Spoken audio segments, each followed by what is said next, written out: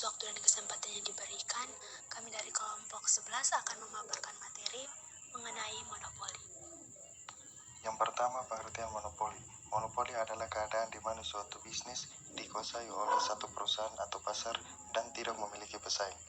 Biasanya, produk atau jasa dari perusahaan monopoli adalah salah satu kebutuhan yang banyak dibutuhkan masyarakat. Yang kedua, timbulnya monopoli. Monopoli by nature terjadi secara alamiah. Monopoli by law, terjadinya monopoli karena adanya aturan atau undang-undang yang berlaku.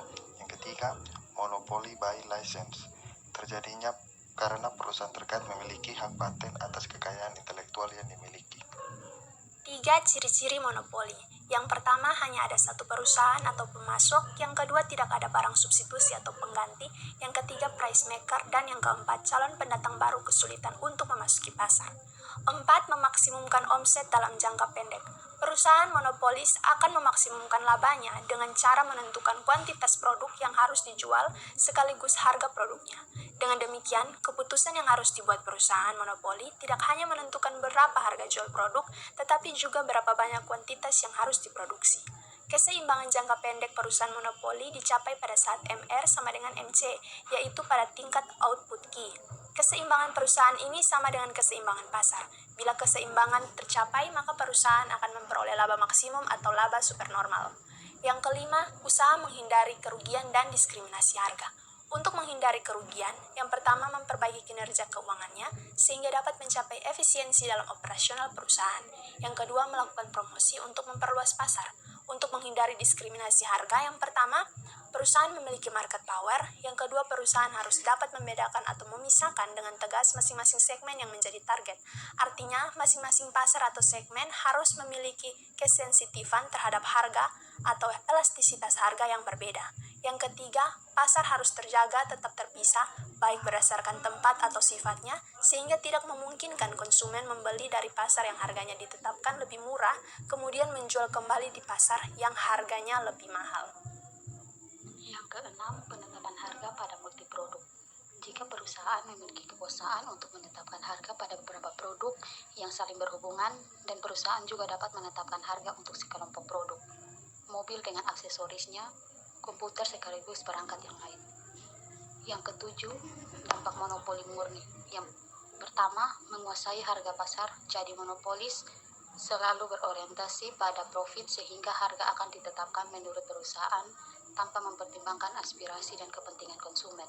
Yang kedua, monopolis sering melakukan diskriminasi harga. Yang ketiga, kinerja monopolis cenderung kurang efisien dibanding produsen yang bekerja dalam persaingan murni.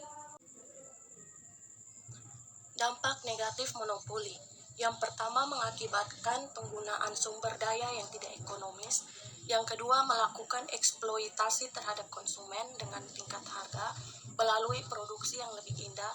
Yang ketiga, membuka kesempatan untuk memberikan upah yang rendah pada tenaga kerja dalam kondisi kerja yang buruk. Yang keempat, menekan persaingan dan menyebabkan pengelolaan tidak efisien.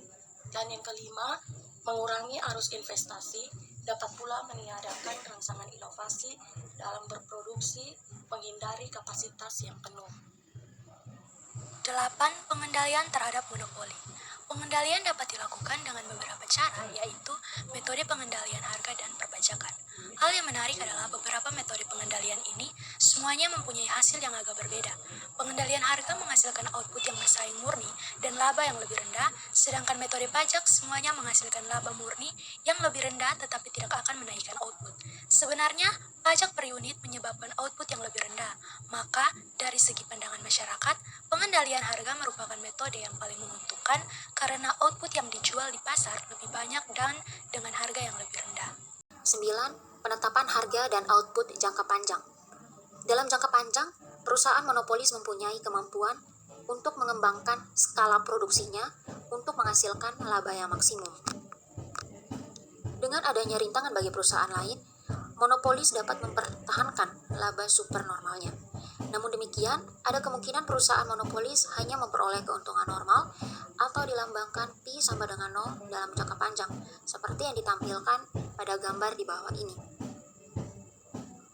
Dari kurva pada slide sebelumnya, Diketahui bahwa titik keseimbangan E yang terjadi pada saat LMR sama dengan LMC menghasilkan tingkat output sebesar Q dan harga output sebesar P.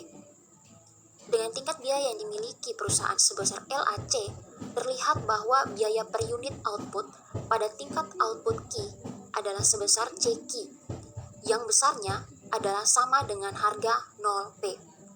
Dengan demikian, keuntungan per unit output yang diperoleh perusahaan adalah sama dengan 0 dan keuntungan total juga akan sama dengan 0. Di sini dikatakan bahwa perusahaan memperoleh keuntungan normal. Oleh karena itu, dapat disimpulkan bahwa perusahaan monopolis hanya akan mendapatkan keuntungan normal dalam jangka panjang apabila skala produksinya menyebabkan biaya produksi sedemikian tinggi sehingga biaya produksi per unit pada kondisi keseimbangan sama dengan harga. Menyimpulkan bahwa monopoli adalah keadaan di mana suatu bisnis dikuasai oleh suatu perusahaan atau suatu pasar dan tidak memiliki pesaing. Biasanya, produk atau jasa dari perusahaan monopoli adalah salah satu kebutuhan yang dapat dibutuhkan masyarakat. Pada umumnya, monopoli timbul secara alamiah.